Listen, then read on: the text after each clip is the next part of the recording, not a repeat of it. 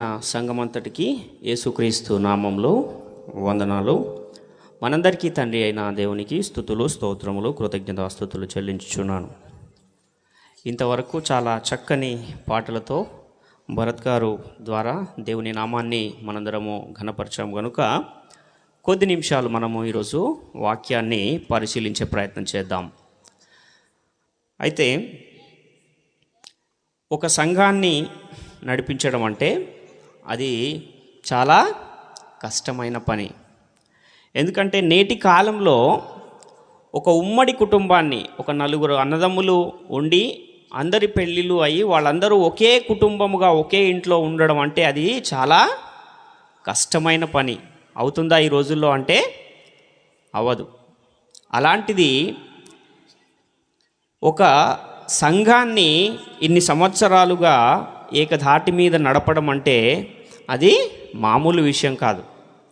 అందులోనూ సత్యవాక్యాన్ని ప్రకటిస్తూ ఒక సంఘాన్ని దేవుని సేవలో ఆత్మీయంగా బలపరుస్తూ నడపడం అనేది అది ఇంకా కత్తి మీద సాము లాంటి పని.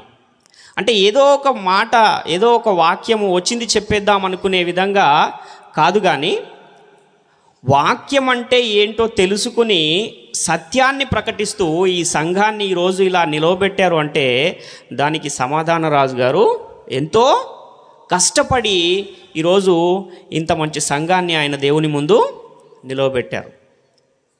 కాబట్టి సంఘముగా మనమందరము ప్రతి వారము కూడా కూడుకుని దేవుని సన్నిధిలో ఉంటూ దేవుని నామాన్ని ఘనపరుస్తున్నాము అనంటే వాక్యాన్ని కూడా మనము వాక్యం విషయంలో ఎలా ఉండాలి అనంటే సత్యాన్ని మనం అనుసరించే వారముగా మనము ఉండాలి. నిన్నటి దినాన మనకు బోధించి వెళ్ళారు.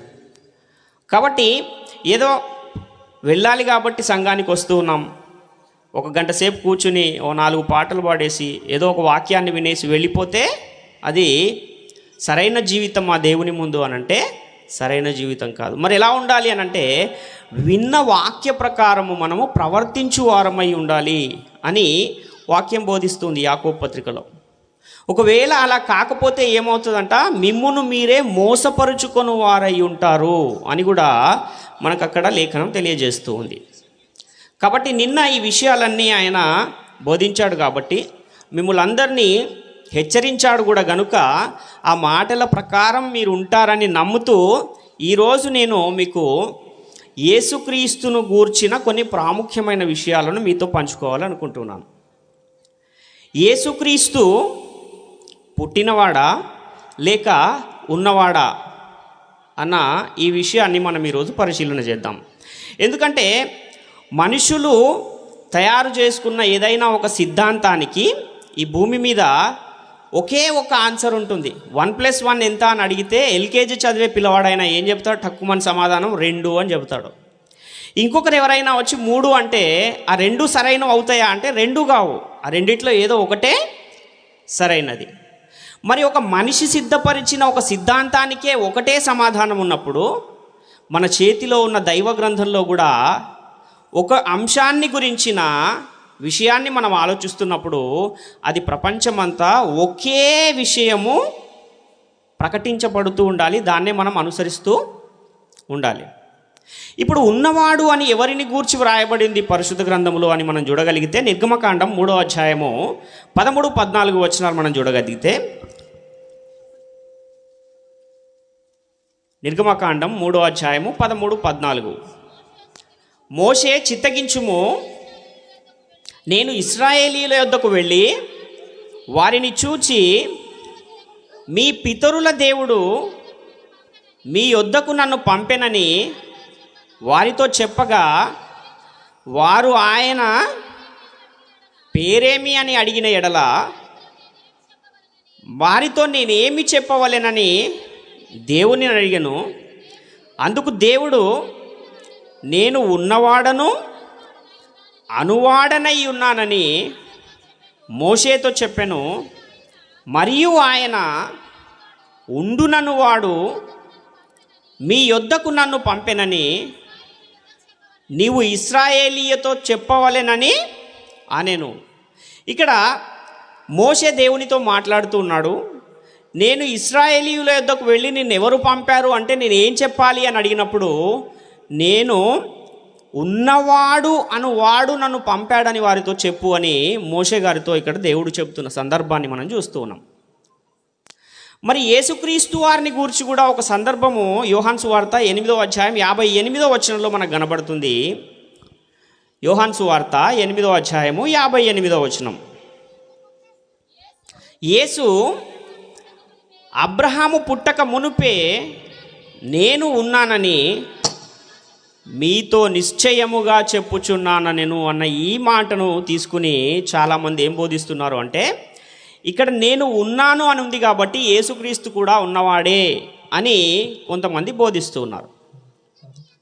కానీ ఇక్కడ ఈ సందర్భాన్ని మనం జాగ్రత్తగా ఆలోచిస్తే, అంటే ఒక మనిషిని ముందు పెట్టి ఆ మనిషి కంటే ముందు నేనున్నాను అని ఇక్కడ యేసుక్రీస్తు వారు మాట్లాడుతున్నారు. అబ్రహాం అనే ఒక మనిషిని ముందు పెట్టి అబ్రహాము కంటే ముందు నేనున్నాను అంటున్నాడు.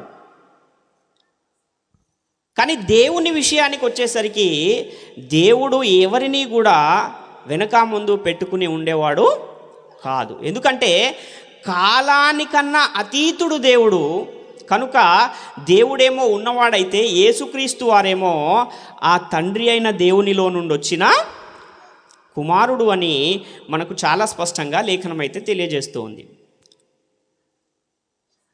కాబట్టి యేసుక్రీస్తు వారిని గురించి మనము పరిశీలన చేయగలిగితే యోహాను సువార్త అంతా మనం చదువుకుంటూ వస్తే అనేక మార్లు మనకు ఏ మాటలు కనబడుతూ ఉంటాయంటే, నా తండ్రి నన్ను ఈ లోకానికి పంపెను, నా తండ్రి పంపగానే నీ లోకానికి వచ్చాను, మరలా తండ్రి యొద్దకు వెళ్ళవలసి ఉన్నది అన్న అనేకమైన మాటలు మనకు కనబడుతూ ఉంటాయి. యోహాను సువార్త 5వ అధ్యాయం 18వ వచనాన్ని మనం ఒకసారి చూడగలిగితే,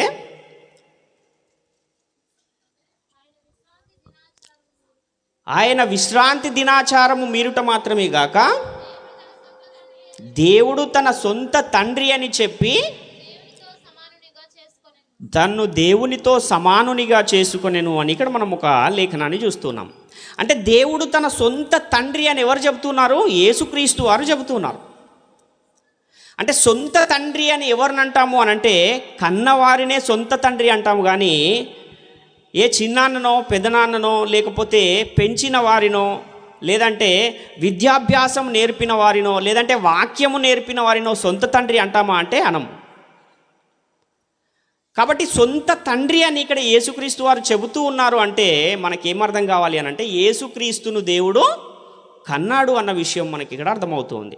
రోమపత్రిక 8వ అధ్యాయం 4వ వచనాన్ని కూడా చూస్తే 3-4 వచనాలు చూడగలిగితే,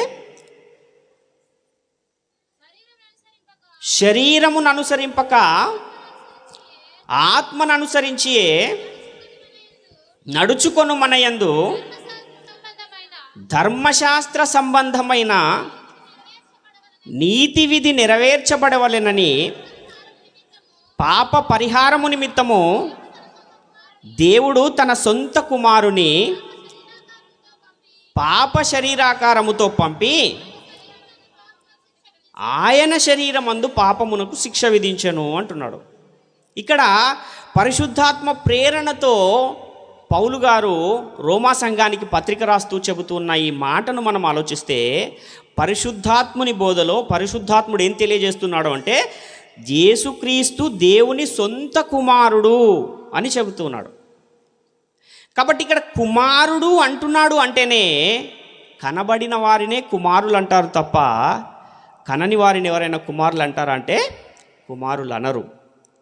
కాబట్టి ఈ మాటలను మనం ఆలోచన చేస్తే మనకి ఏమర్థమవుతుంది అంటే యేసుక్రీస్తు వారు కనబడిన వారు కలిగిన వారు అన్న విషయము మనకి ఇక్కడ చాలా స్పష్టంగా అర్థమవుతుంది. యేసుక్రీస్తు వారు పాత నిబంధన కాలంలో కూడా ఉన్నారా అని మనం ఒకసారి ఆలోచన చేయగలిగితే, అంటే ఆయన వచ్చింది మాత్రము ఈ దినముల అంతమందు తన కుమారుని ద్వారా మనతో మాట్లాడెను అని హెబ్రీ పత్రికలో లేఖనం కనబడిన ఆ ధర్మశాస్త్ర కాలానికి అంత్య దినముల కన్నా ముందు పాత నిబంధన కాలంలో కూడా యేసుక్రీస్తు వారు ఉన్నారా అని మనం ఆలోచన చేయగలిగితే, పేతురు రాసిన మొదటి పత్రిక 3వ అధ్యాయము 20వ వచనాన్ని మనం చూస్తే, దేవుని దీర్ఘశాంతము ఇంకా కనిపెట్టుచుండినప్పుడు పూర్వము నోవహు దినములలో ఓడ సిద్ధపరచబడుచుండగా అవిధేయులైన వారి యొద్దకు, అనగా చెరలో ఉన్న ఆత్మల యొద్దకు ఆయన ఆత్మరూపిగానే వెళ్ళి వారికి ప్రకటించెను. ఓడలో కొందరు, అనగా 8 మంది నీటి ద్వారా రక్షణ పొందిరి. అంటే యేసుక్రీస్తు వారు పాత నిబంధన కాలానికన్నా ముందు కూడా ఉన్నారా అంటే ఉన్నారు. ఎలా ఉన్నారు అంటే ఆత్మరూపిగా ఉన్నారు ఆయన. కాబట్టి యేసుక్రీస్తు ఉన్నవాడా అనంటే ఆత్మరూపిగా ఎక్కడున్నాడు? తండ్రి యొద్ద ఉన్నాడు. కానీ తండ్రికి కుమారునిగా ఉన్నాడు. తండ్రి కనగా ఆయన తనలో నుండి కొంత భాగాన్ని వేరుపరిచి, దేవునిలో నుండి కొంత భాగాన్ని వేరుపరిచి ఒక స్వతంత్రమైన ఆత్మగా యేసుక్రీస్తు వారిని మొట్టమొదట ఆయనను యేసుక్రీస్తు వారిని కన్నట్టుగా కూడా మనకు అనేకమైన లేఖనాలు కనబడతాయి. ఎలాగైతే ఆదాము గారిని దేవుడు నేలమంటితో నరుణ్ణి నిర్మించి వాని నాసికారంధ్రములలో జీవవాయువును ఊదగా నరుడు జీవాత్మ ఆయను అన్న ఆ మాటను మనం చూస్తామో, అదేవిధంగా యేసుక్రీస్తు వారిని కూడా దేవుడు కన్నాడు అన్న విషయం మనకి ఇక్కడ అర్థమవుతుంది. అదేవిధంగా యోహాను సువార్త 18వ అధ్యాయం 37వ వచనాన్ని మనం చూస్తే, యోహాను సువార్త 18వ అధ్యాయము 37వ వచనం, అందుకు పిలాతు నీవు రాజువా అని ఆయనను అడుగగా, యేసు నీవన్నట్టు నేను రాజునే, సత్యమును గూర్చి సాక్ష్యమిచ్చుటకు నేను పుట్టి తిని, ఇందు నిమిత్తమే ఈ లోకమునకు వచ్చి తిని, సత్య సంబంధి అయిన ప్రతి వాడును నా మాట వినుననెను అని చూస్తాను. చాలు. అంటే సత్యమును గూర్చి సాక్ష్యం ఇచ్చుటకు నేను పుట్టి తిని అంటున్నాడు. ఇక్కడ యేసుక్రీస్తు వారే స్వయంగా మాట్లాడుతున్నమాట. ఇందు నిమిత్తమే ఈ లోకమునకు వచ్చి తిని అంటున్నాడు. ఒకవేళ పుట్టిందే భూమి మీద అయి ఉంటే మళ్ళీ ఇందు నిమిత్తమే ఈ లోకమునకు వచ్చి తిని అని మాట్లాడాల్సిన అవసరం ఉందా అక్కడ అంటే లేదు. కాబట్టి ఆ పుట్టింది ఎక్కడా అని మనం ఆలోచిస్తే పుట్టింది భూలోకంలో కాదు, పరలోకములోనే ఆయన పుట్టాడు.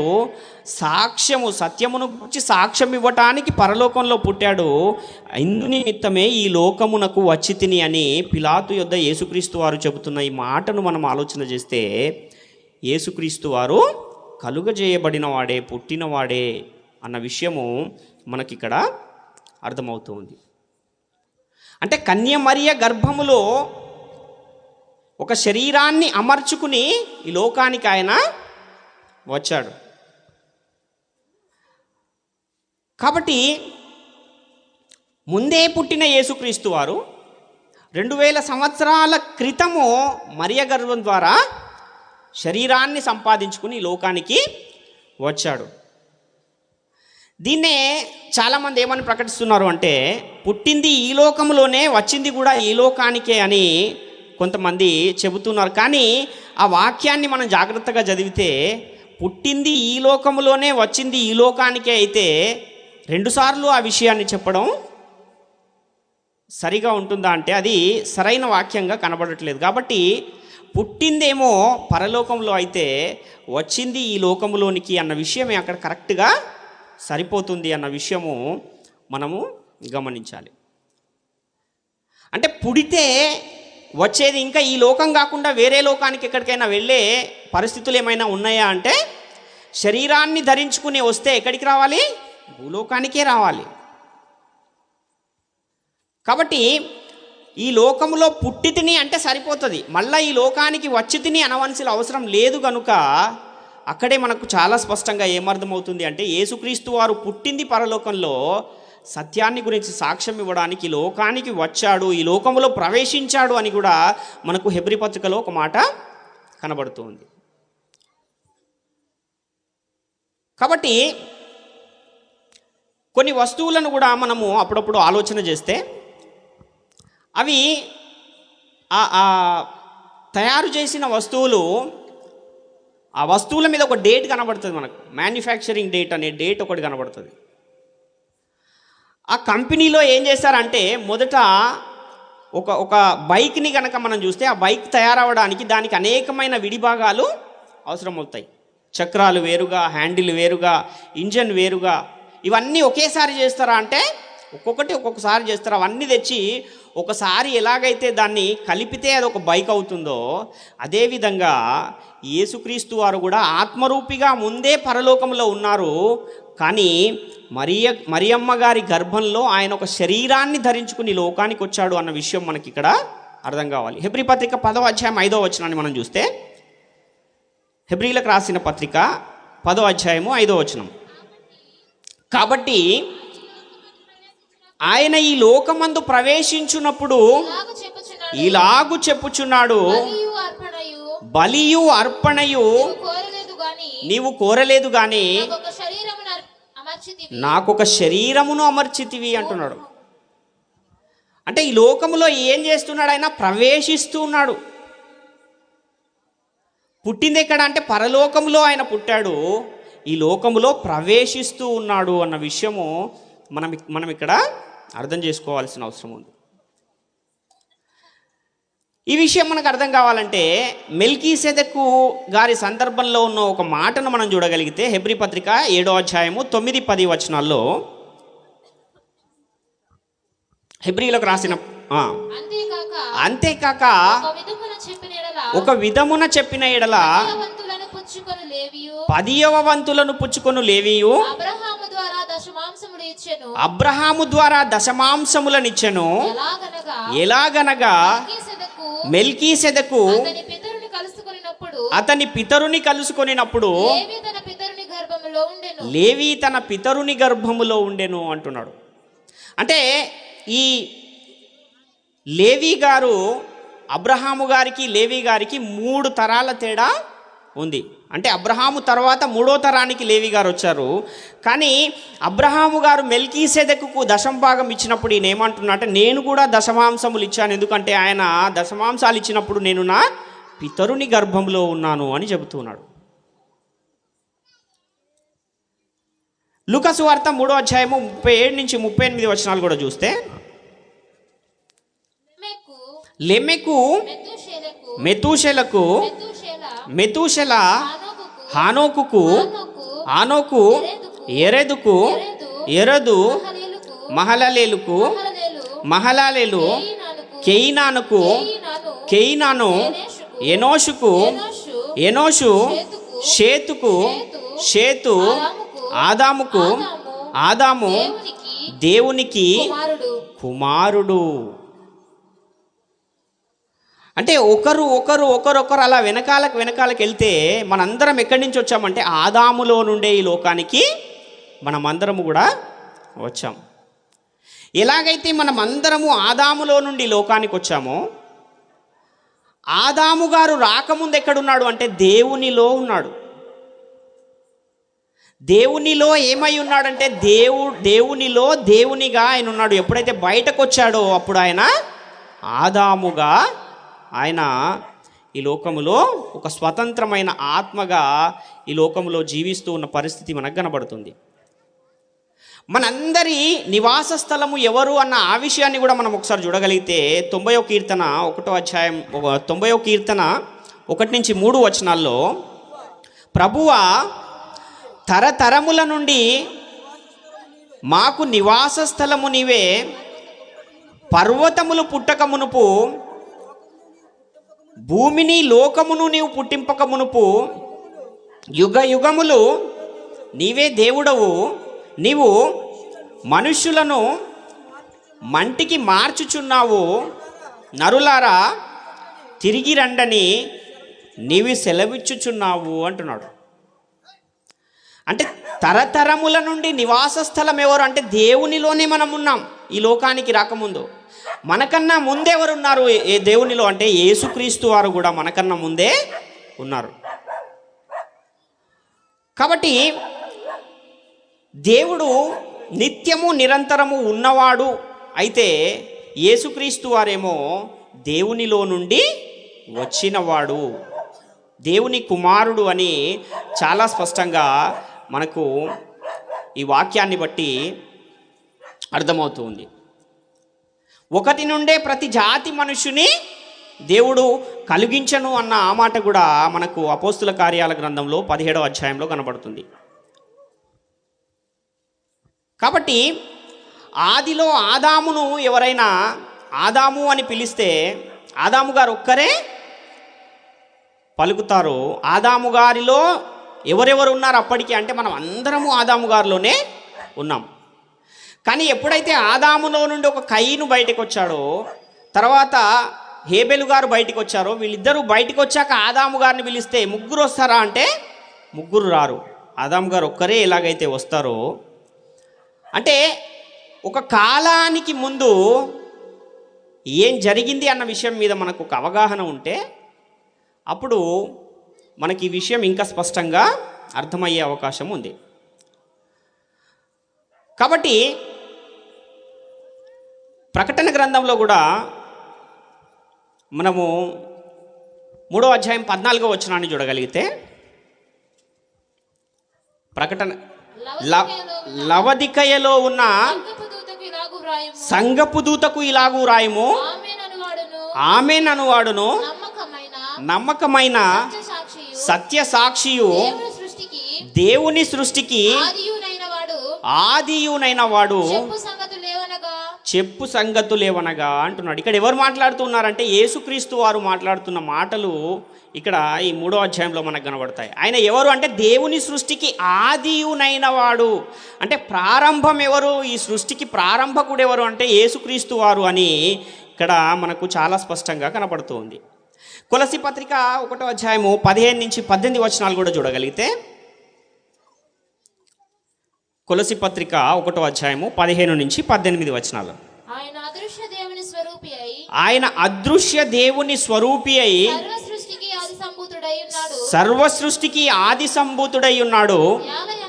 ఏలయనగా ఆకాశమందున్నవియు భూమి అందున్నవియు దృశ్యమైనవి గాని అదృశ్యమైనవి గాని అవి సింహాసనములైనను ప్రభుత్వములైనను ప్రధానులైనను అధికారములైనను సర్వమును ఆయన యందు సృజింపబడెను.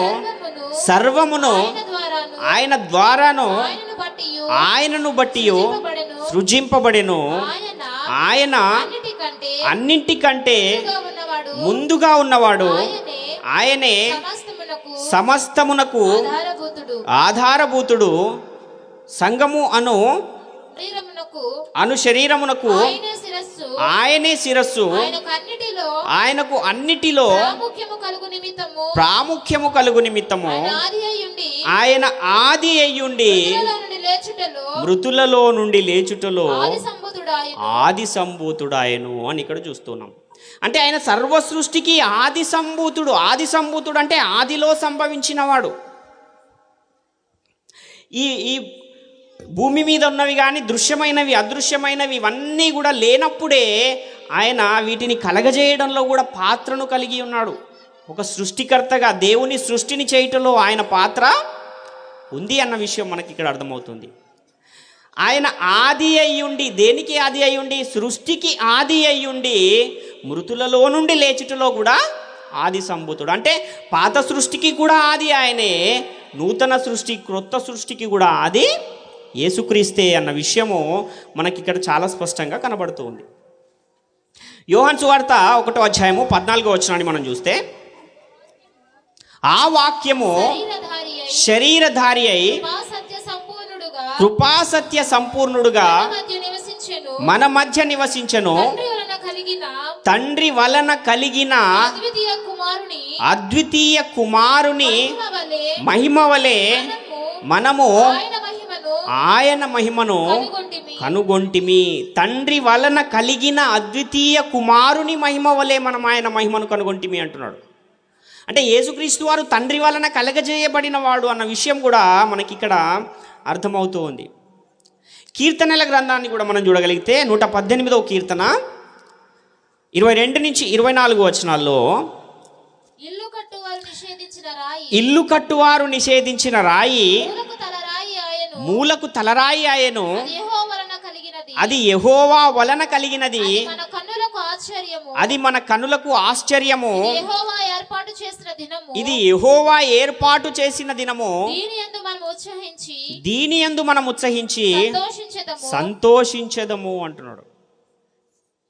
అంటే యెహోవా వలన కలిగిన రాయి అంటున్నాడు. ఎవరి యెహోవా వలన కలిగిన రాయి, ఎవరు నిషేధింపబడిన రాయి అనంటే యేసుక్రీస్తు వారే నిషేధింపబడిన రాయిగా మనకు అపోస్తలుల బోధలో కనబడుతుంది. ఎలా కలిగింది ఈ రాయి అంటే యెహోవా వలన కలిగింది. యెహోవా కలుగజేస్తే కలిగిన ఆ రాయి అన్న విషయము మనకిక్కడ కనబడుతుంది. అంటే యేసుక్రీస్తు అనే ఆ తలరాయిని ఎవరు కలగజేశారు అంటే యెహోవా తండ్రి అయిన దేవుడు కలగజేశాడు. ఆయన సర్వసృష్టికి ఆది సంభూతుడై ఉన్నాడు. తండ్రి వలన కలిగిన అద్వితీయ కుమారునిగా ఉన్నాడు అన్న విషయము మనకు చాలా స్పష్టంగా కనబడుతూ ఉన్న ఈ వచనాలను మనము చూస్తూ ఉన్నాం. హెబ్రీ పత్రిక 2వ అధ్యాయము 11-12 వచనాలు కూడా చూడగలిగితే, హెబ్రీ పత్రిక 2వ అధ్యాయము 11-12 పరిశుద్ధ పరచువారికిని పరిశుద్ధ పరచబడువారికిని అందరికీ ఒక్కటే మూలము, ఈ హేతువు చేతను వారిని సహోదరులని పిలుచుటకు ఆయన సిగ్గుపడక నీ నామమును నా సహోదరులకు ప్రచురపరుతును, సమాజము మధ్య నీ కీర్తిని గానము చేతును అనెను అంటున్నాడు. చాలు. పరిశుద్ధ పరచువారికిని పరచబడువారికిని అందరికిని ఒక్కటే మూలం అన్న చోట నంబరేసి ఫుట్ నోట్లో ఒక్కడే అని వ్రాయబడిన ఆ మాటను మనం గమనిస్తే ఎవరా ఒక్కడే అనంటే తండ్రి అయిన దేవుడే అందరికీ కూడా మూలము. ఎవరు మనల్ని పరిశుద్ధపరుస్తున్నది ఎవరు అంటే యేసుక్రీస్తు వారు మనల్ని పరిశుద్ధపరుస్తూ ఉన్నారు. అంటే పరిశుద్ధపరిచే యేసుక్రీస్తుకైనా పరిశుద్ధపరచబడుతున్న మనకైనా ఎవరు మూలము, మన జీవానికి ఎవరు మూలము అనంటే తండ్రి అయిన దేవుడే మూలము అన్న విషయము ఇక్కడ చాలా స్పష్టంగా తెలియజేస్తూ ఉన్నాడు. యోహాను సువార్త 5వ అధ్యాయము 26వ వచనాన్ని మనం చూస్తే, యోహాను సువార్త 5వ అధ్యాయం 26వ వచనం, తండ్రి ఎలాగు తనంతట తానే జీవము గలవాడై ఉన్నాడో అలాగే కుమారుడును తనంతట తానే జీవము గలవాడై ఉండుటకు కుమారునికి అధికారము అనుగ్రహించెను అంటున్నాడు. అంటే తండ్రేమో తనంతట తానే జీవము గలవాడై ఉన్నాడు, కుమారుడేమో జీవము గలవాడై ఉండుటకు అధికారము పొందినవాడుగా ఇక్కడ మనకు కనబడుతూ ఉంది. యోహాను సువార్త 6:57 కూడా మనం చూస్తే ఎవరు యేసుక్రీస్తు జీవానికి మూలము, జీవము గల తండ్రి నన్ను పంపెను గనుక నేను తండ్రి మూలముగా జీవించుచున్నట్టే నన్ను తినువాడును నా మూలముగా జీవించును. నేను తండ్రి మూలముగా జీవించునట్టే అంటే తండ్రి మూలముగా ఎవరు జీవిస్తున్నారు? యేసుక్రీస్తు వారు తండ్రి మూలంగా జీవిస్తున్నారు. కాబట్టి యేసుక్రీస్తు జీవానికి మూలం ఎవరు అనంటే తండ్రి అన్న విషయము ఇక్కడ చాలా స్పష్టంగా కనబడుతుంది. ఏ జీవాన్ని గురించి మాట్లాడుతున్నాడు అనంటే ఆత్మయే జీవింపజేయుచున్నది, శరీరము కేవలము నిష్ప్రయోజనము అన్న వచనం మనకు యోహాను సువార్త 6వ అధ్యాయం 63వ వచనంలో కనబడుతుంది. కాబట్టి ఏ జీవానికి అంటే ఆత్మ అనే జీవానికే యేసుక్రీస్తు అనే ఆత్మకు ఎవరు మూలము అని అంటే తండ్రే మూలము అన్న విషయము ఇక్కడ చాలా స్పష్టంగా కనబడుతూ ఉన్న ఈ విషయాన్ని మనం చూస్తున్నాం. పాత నిబంధన గ్రంథాన్ని మనము ఒకసారి ఆలోచిస్తే పాత నిబంధన అంతా కూడా ఎలా వ్రాయబడింది అంటే అది ఛాయారూపముగా వ్రాయబడింది, నీడవలే వ్రాయబడింది. అంటే ఛాయారూపముగా ఉన్న విషయాలు, నీడగా ఉన్న విషయాలు అంత సులువుగా అర్థమవుతాయా అంటే కొంచెం దాన్ని పరిశీలిస్తేనే అర్థమయ్యే విధంగా ఉంటాయి. అంటే నీడను చూసి ఒక మనిషిని అంచనా వేయచ్చు, కానీ నిజస్వరూపాన్ని చూస్తే ఖచ్చితంగా ఈయనే అని ఎలాగైతే చెప్పగలమో, అదేవిధంగా పాత నిబంధనలో యేసుక్రీస్తు వారిని గురించి వ్రాయబడిన సందర్భాలు ఎలా ఉన్నాయంటే అవి ఛాయారూపముగా వ్రాయబడిన విషయాలుగా మనకు కనబడుతూ ఉంటాయి. హెబ్రీ పత్రిక 10వ అధ్యాయం 1వ వచనాన్ని చూస్తే,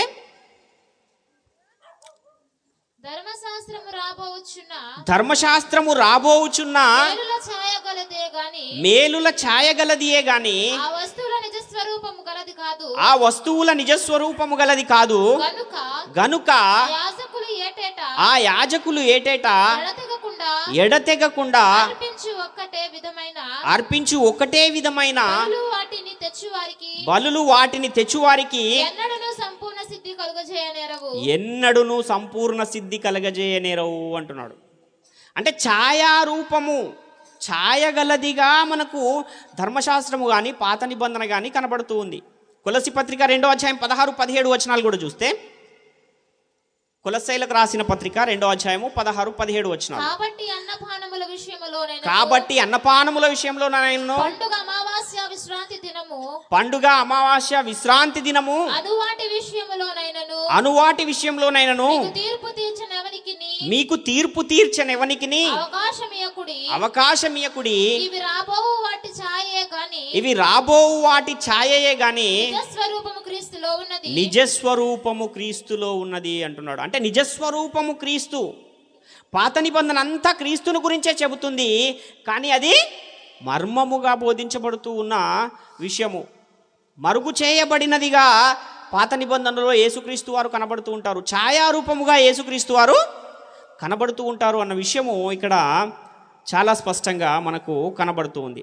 యేసుక్రీస్తు వారు కూడా ఈ భూమి మీదకి వచ్చాక ఆయన చెప్పిన ఒక మాటను మనం చూడగలిగితే మత్తయి సువార్త 13వ అధ్యాయం 34వ వచనంలో, మత్తయి సువార్త 13వ అధ్యాయం 34వ వచనంలో, నేను నా నోరు తెరిచి ఉపమాన రీతిగా బోధించెదను, లోకము పుట్టినది మొదలుకొని మరుగు చేయబడిన సంగతులను తెలియజెప్పెదను అంటున్నాడు. అంటే లోకము పుట్టినది మొదలుకుని యేసుక్రీస్తు లోకానికి వచ్చే వరకు ఎలా ఉన్నాయి ఈ విషయాలు, ఈ సంగతులు అన్నీ కూడా ఎలా ఉన్నాయంటే మరుగు చేయబడిన సంగతులుగా ఉన్నాయి అన్న విషయాన్ని ఇక్కడ యేసుక్రీస్తు వారు తెలియజేస్తున్నారు. అంటే పాత నిబంధనలో వాక్యమంతా ఎలా ఉంది అనంటే మరుగుగా, ఛాయారూపముగా, నీడగా అది కనబడుతూ ఉంది. నిజస్వరూపం ఎక్కడొస్తుంది అనంటే యేసుక్రీస్తు వారు వచ్చిన తర్వాత ఆ పాత నిబంధనలోని కొన్ని విషయాలను, అర్థం కాని విషయాలను ఆయన ఎత్తి చూపుతూ వాటిని గురించి ఉపమాన రీతిగా మాట్లాడిన అనేకమైన విషయాలు మనకు కొత్త నిబంధన గ్రంథంలో కనబడుతూ ఉంటాయి. యేసుక్రీస్తు వారిని గురించి, ఆయన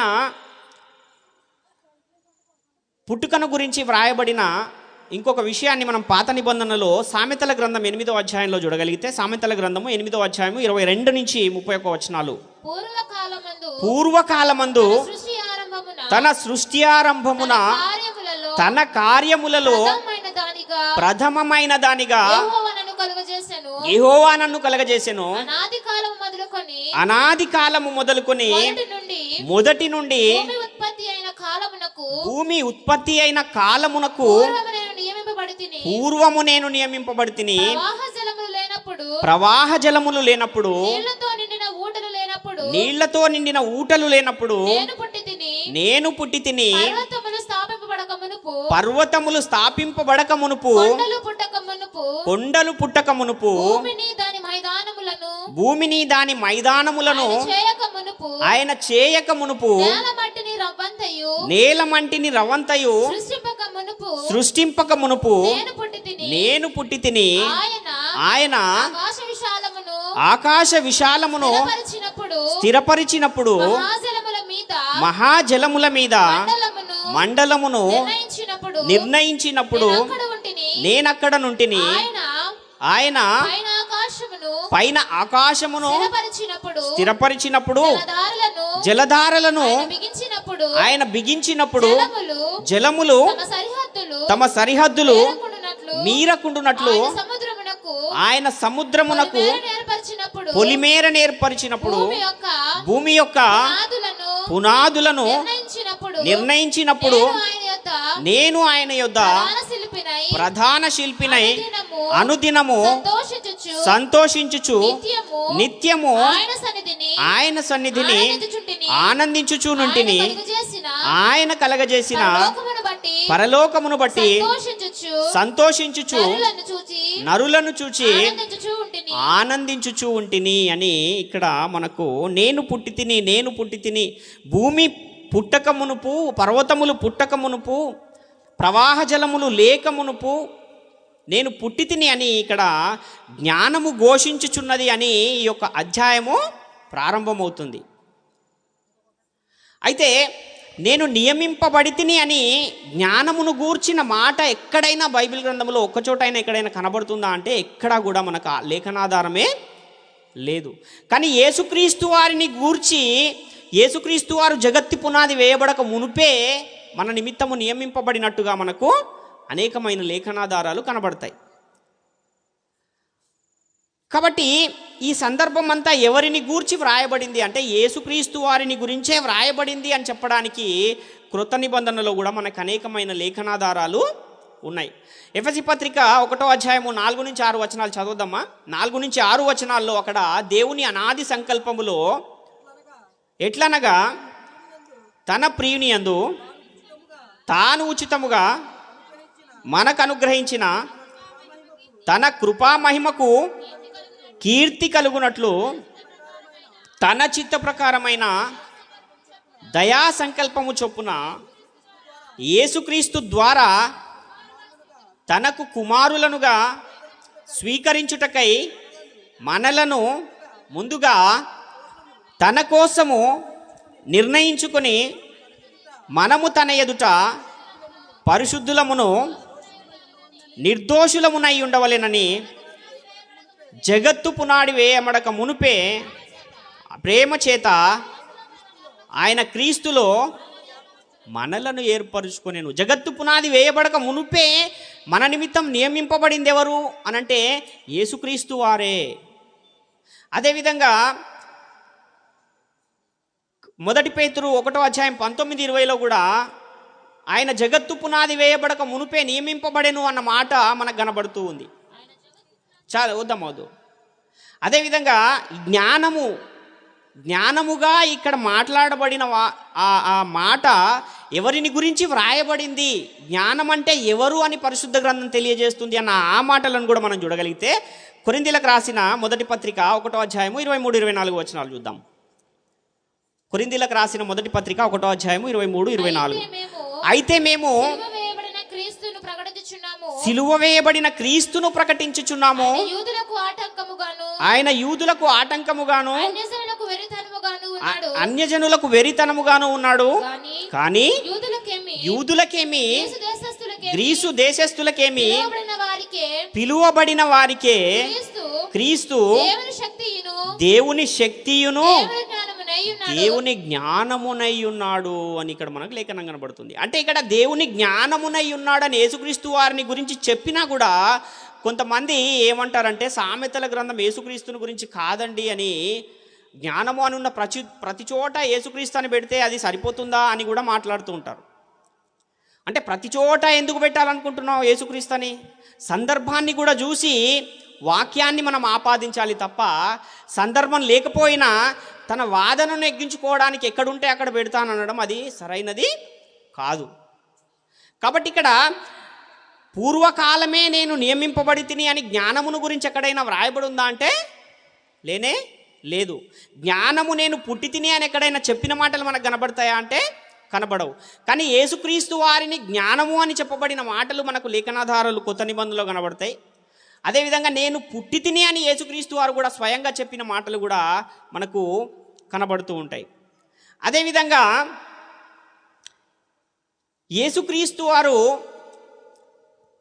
నేను ప్రధాన శిల్పిగా తండ్రి యొద్ద ఉన్నాను అని చెప్పబడిన ఆ విషయాన్ని కూడా మనం చూడగలిగితే యోహాను సువార్త 1వ అధ్యాయము 1, 2, 3 వచనాలు చూస్తే ఆది యందు వాక్యము ఉండెను, వాక్యము దేవుని యొద్ద ఉండెను, వాక్యము దేవుడై ఉండెను, ఆయన ఆది యందు దేవుని యొద్ద ఉండెను, సమస్తమును ఆయన మూలముగా కలిగెను, కలిగి ఉన్నదేదియు ఆయన లేకుండా కలుగలేదు. ఆయన లేకుండా కలుగలేదు అని ఇక్కడ చూస్తున్నాం.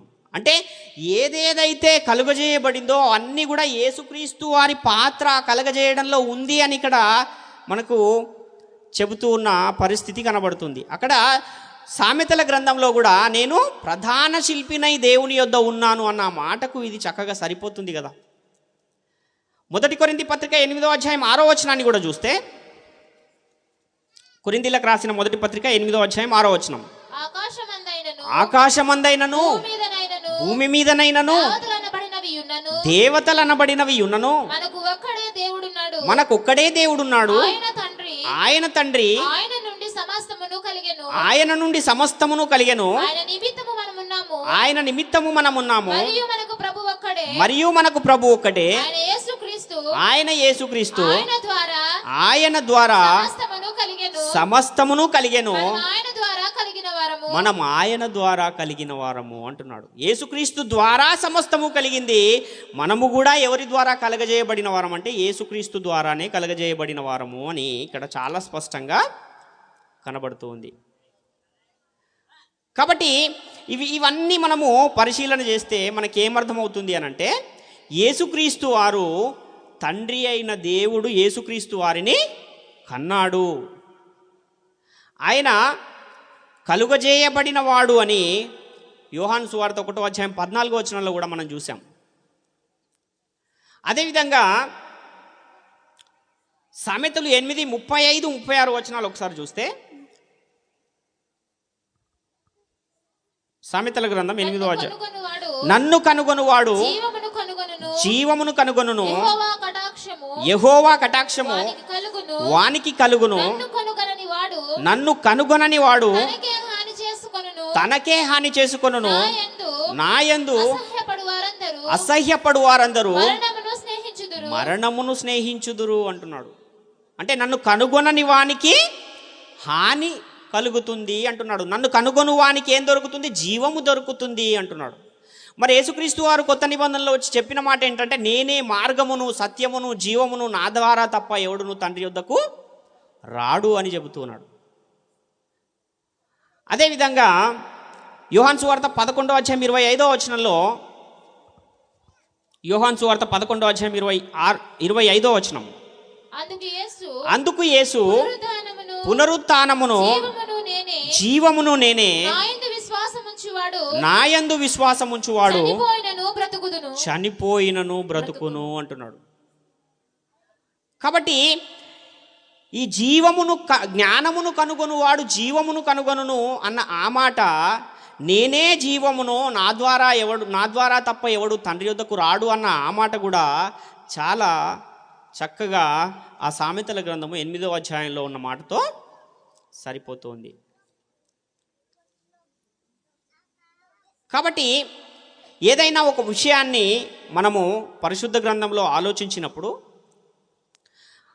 ఒక ప్రశ్న మనకు పరిశుద్ధ గ్రంథంలో తలెత్తితే ఆ ప్రశ్నకు సమాధానం మళ్ళా పరిశుద్ధ గ్రంథంలోని ఇంకొక లేఖనమే చెప్పాలి. కానీ మరలా దానికి మన ఆలోచనను దాని మీద రుద్దేసి దానిలోంచి ఇంకో ఏదో కొత్తదేదో బయటకు తీసుకొచ్చేస్తే అదే ఏమైపోతుంది అంటే కలిపి చెరపబడిన వాక్యముగా మారిపోయి మన ఆత్మలనే అది పాడు చేసే ఒక వాక్యముగా మనల్ని నరకపాత్రులను చేసే ప్రమాదం ఉంది. కాబట్టి వాక్యము విషయంలో చాలా జాగ్రత్త కలిగి ఉండాలి అన్న విషయాన్ని ప్రతి ఒక్కరు కూడా గమనించాలి. అందుకే ఆత్మ సంబంధమైన సంగతులతోనే సరిపోల్చుకొని నేను వాక్యమును మీకు ప్రకటించుచున్నాను అని పౌలు గారు ఎలాగైతే వాక్యాన్ని ప్రకటిస్తూ వచ్చారో తన సువార్త ప్రయాణంలో, వాక్యాన్ని ప్రకటిస్తున్న బోధకులైనా సరే, వాక్యాన్ని వింటూ దానిని పరిశీలిస్తున్న విశ్వాసులైనా సరే, ఆత్మ సంబంధమైన సంగతులతో సరిపోల్చుకునే వాక్యాన్ని పరిశీలించాలి తప్ప మన ఆలోచనలను తీసుకెళ్ళి ఆ వాక్యానికి ఒకవేళ కలిపితే అదేమవుతుంది అనంటే మనకది పాపముగా పరిణమించే ప్రమాదం ఉంది. పరిశుద్ధాత్మకే వ్యతిరేకమైన బోధగా పరిణమించే ప్రమాదం ఉంది. ఒకవేళ యేసుక్రీస్తుకి వ్యతిరేకంగా మాట్లాడిన పాపక్షమాపణ కలదు, కానీ పరిశుద్ధాత్మకు విరోధముగా మాట్లాడిన వానికి ఈ యుగమందైనను రాబో యుగమందైనను పాపక్షమాపణ లేదు అని మత్తయి సువార్త 12వ అధ్యాయంలో మనకు కనబడుతుంది లేఖనం. కాబట్టి ప్రియులారా, వాక్యము విషయంలో చాలా జాగ్రత్త కలిగి ఉండాలి. ఎలాగైతే బెరయ సంఘపు వారు పౌలు శీలలు చెప్పుచున్న సంగతులు అలాగున్నవో లేవో అని ప్రతిదినము లేఖనాలను ఎలాగైతే పరిశోధిస్తూ పరిశీలిస్తూ వాళ్ళు ఉన్నారో, మనము కూడా వాక్యాన్ని పరిశోధించి అలాగున్నవా లేవా అని స్వీయ పరిశీలన చేసుకుని మనము ఆ వాక్య ప్రకారము ప్రవర్తించు వారమై ఉండి దేవుని కృపకు పాత్రులుగా ఉండాలని మిమ్మల్ని అందరినీ వేడుకొని నా మాటలు ముగిస్తూ ఉన్నాను. మరియు ప్రత్యేకంగా హైదరాబాద్ ప్రాంతము నుండి ఇక్కడికి మమ్మల్ని ఆహ్వానించి వాక్యాన్ని ప్రకటింపజేసిన సమాధాన రాజు గారికి, వారి కుటుంబానికి, అదే విధంగా వారి సంఘస్థులకు మా పక్షాన, మా సంఘం పక్షాన, మా కుటుంబ పక్షాన ప్రత్యేకమైన వందనాలు తెలియజేసుకుంటూ ఉన్నాను. అందరికీ వందనాలు. తప్పలు కొడతాం గట్టిగా అందరూ కూడా.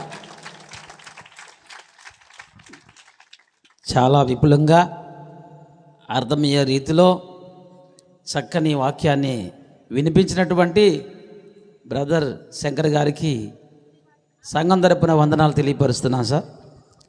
అలాగే మీరు విన్నటువంటి మాటలు ఒక్కసారి మీరు గమనించాలి. యేసుక్రీస్తుని గురించి, యేసుక్రీస్తు ఎవరు, పుట్టినవాడా, ఉన్నవాడా అనేది చాలా గొప్పగా మనకు వివరించి చెప్పడం జరిగింది. ఎందుకంటే